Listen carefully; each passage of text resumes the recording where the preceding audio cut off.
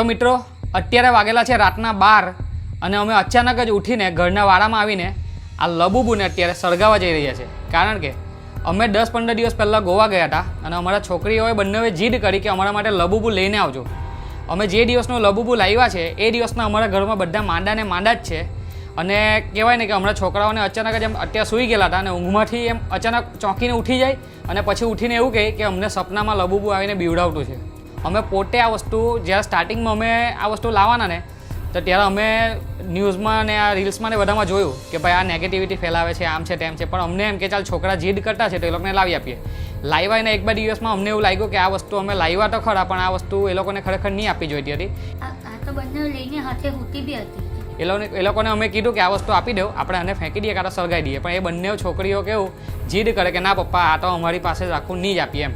હવે અત્યારે છેલ્લા 2 દિવસથી એ લોકો હંભેથી કહેવા માંડ્યા કે પપ્પા આને ફેંકી દેવું અને આ અમને નહીં જોયો, અમને આનાથી બીક લાગતી છે.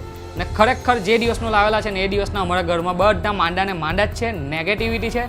બીજું કંઈ નથી કહેવા માંગતો. જો તમારા ઘરમાં આ વસ્તુ હોય તો એને આજે ને આજે જ સળગાવી દો કાં તો તમારા ઘરથી દૂર ફેંકી દો. દીકરા સળગાવી દો ને.